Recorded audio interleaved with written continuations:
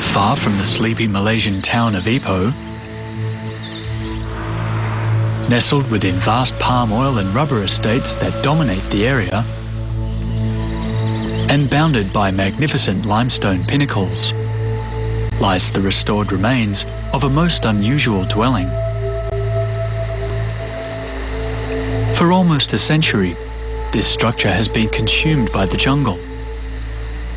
A frozen picture of colonisation, an abandoned monument to the British Empire, and some say a symbol of undying love. Locked within its arches and columns, its bricks and mortar, lies the tale of one man's dreams, his aspirations, frustrations, and untimely death. A Malaysian enigma suspended in time and space. A building conceived, but stillborn, from a man who haunts the imagination, and it is believed, the corridors of the castle itself.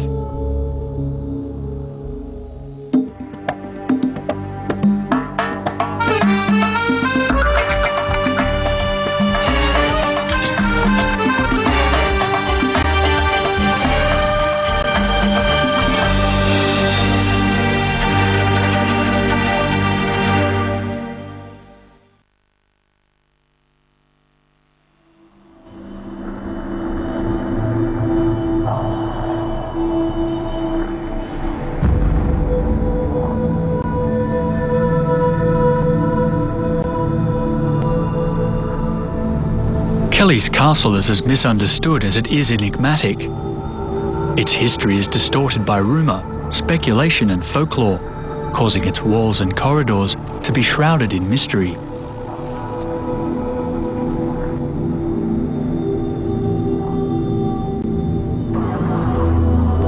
Its passageways are believed by many to be haunted by the man who built it, and others who lived there. The spirit of the owner, they say, remains and dwells within the castle walls.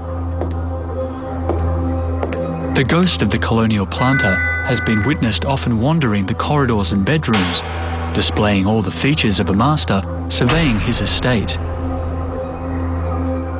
People avoid coming to this castle after dark because it's believed that this castle is haunted.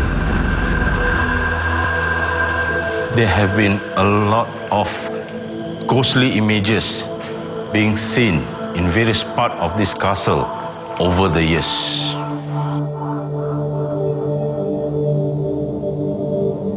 Kellie's castle is not a place for the faint-hearted on a moonless night after midnight. A case in point is this part of the castle. Many visitors have mentioned about hearing voices in this part of the room. When they enter this room, the voices have moved to the next room. And when they enter that room, the voices have moved to another room. And when they enter that room, the voices have disappeared at the end of the building, down the spiral staircase. I cannot explain that. The most recent case was this European couple, a team of scientific naturalists from Canada. They came to Kellie's castle to shoot nocturnal creatures, especially bats.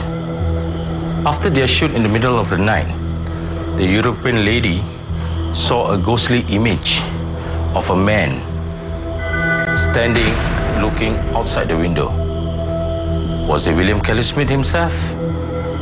But she doesn't believe in these ghostly stories. But that's what she saw.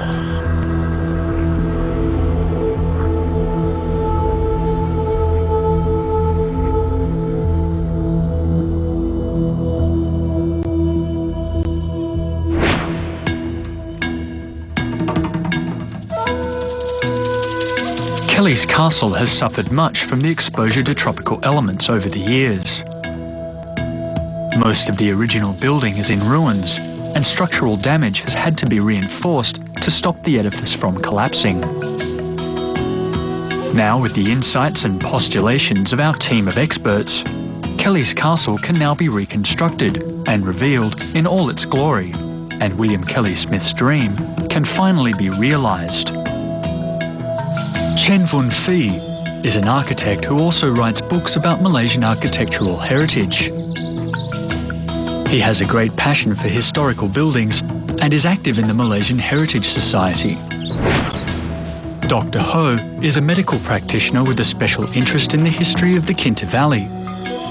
He's written books on the subject and has lived in the area all his life.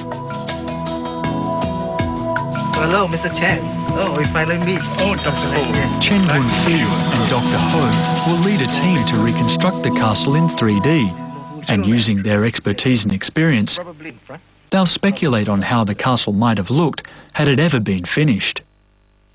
Yeah, you were saying one time you had played here as a boy. Oh yes, So I used to come as I a want boy, to yeah. ask you about your childhood memories, Oh yes, yes. because there was something that we were not very certain about. Okay. Did he intend to go up another floor? I don't think the main so. house? I don't think so. Because I thought when you played here as a boy, that flat roof was already built. Yes, it was wasn't already it? there. It Yeah. was already there. I think somewhere in the literature, Yeah. it was said that he was going to hold parties there. That's possible. It would have been a very good place to hold rooftop parties. Yeah. You know? Of course, it would be a very pleasant place because you could see the landscape around That's right. at the That's top. Right. Then, of course, they would finish with a kind of balustrade, along the roof line. That's right. Definitely, the brickwork would not have been left unplastered. Yeah, it should be plastered. Yeah, It should so have they been would have plastered. been more. It would have been unified with the glass house. That's right. Yeah. Because as it looks now, it's a very rough kind of brickwork. That's right. Yes. That's right. And also the other thing that most people don't realize, what we see today Yes. on the main road, on the Right. out the other side of the river, is not actually the front. It's the back. It's actually the back. Back, yes. So The front is that's the front, Yes. and this will still be used as the front Yes. to the whole complex. That's right. Yeah. That's right. And then the other thing that it has never been quite established is where was the main entrance, because there is no sign of a covered porch like a porte cochere, Yes. which is almost an indispensable part of those old colonial houses, where if you had seen it in your boyhood, would it have been on that side of the house? It will probably be in front of the house. But there was none when you came to play. That was after the war. I think it could have been destroyed during the war.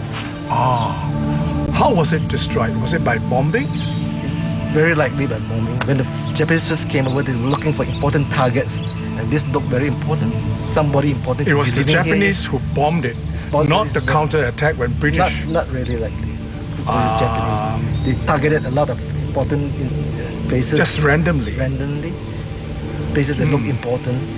And Keller's house was probably big enough for a very important Big enough person. target. Big enough target, Which looked yes. important. Yes, that's right. I see.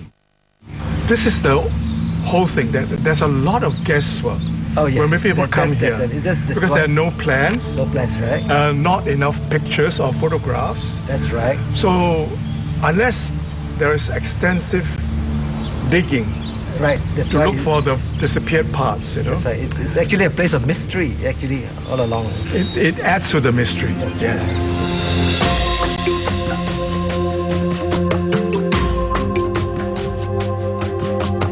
Today, Kellie's castle is a restored and maintained tourist attraction, 1.5 hours north of Malaysia's capital, Kuala Lumpur, and serves as a monumental reminder not only of the nation's British colonial past, but of the exceptional and perhaps eccentric behaviour of its founder, William Kellie Smith. Popular legend has it that William Kellie Smith built the castle out of a love for his wife Agnes, in the same way the Taj Mahal was built by the Mughal King Shah Jahan for his wife Mumtaz Mahal.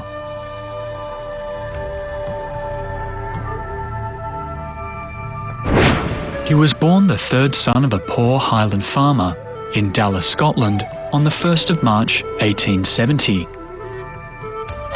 Life was tough for him and his 5 siblings, and their impoverishment was to sow the seeds of William's ambition to climb out of his peasant class origins.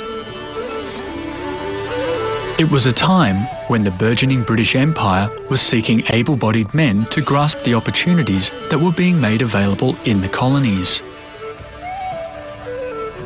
In the late 19th century, Britain was vibrant economically.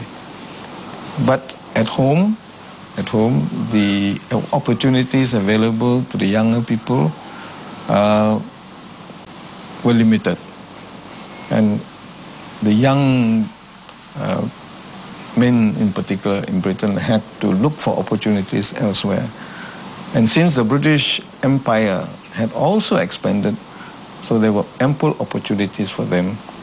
So they went out to India, to Burma, to Sri Lanka, and of course to the Malay Peninsula.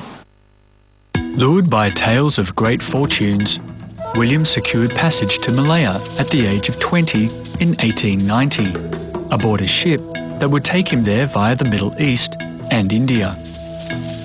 The ship would have crossed the Suez Canal and stopped maybe at Port Said and Yemen. He would have seen buildings in the Middle East, then coming round to the Arabian Sea, down to the Indian Ocean, arriving in Bombay. It would have taken weeks instead of hours in those days. So he would have time to look at some of these buildings en route. From there, he would have rounded Ceylon up to Madras before crossing the Bay of Bengal to Penang. After a month at sea, William eventually disembarked at the port of Penang, ready to stake his claim on the undeveloped shores of Malaya. Oh, there were plenty of opportunities, especially for somebody from the British Empire, from the British Isles, coming to a colony. There were plenty of opportunities for them. William worked as a civil engineer in his early years in the Kinta Valley, making contacts with local colonial businessmen and government officials.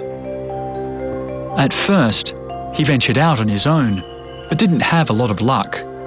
Establishing William Smith's Civil Engineers, Architects and Contractors, he secured a 2-year government contract to supply railway ballast for the fledgling railway system and opened up a rock quarry. But he ran into problems with the legitimacy of the lease on the quarry land and had to abandon it without government compensation. The collector of land revenue wrote to him in a very pointed manner. I cannot see that the government is in any way responsible for the losses you may incur by you making an agreement with a man to break metal on certain land for which there is no title. William scraped along doing engineering work for railways and roads while he looked for his next opportunity. He finally linked up with another colonial, Charles Elmer Baker, who had concessions to build roads in South Perak.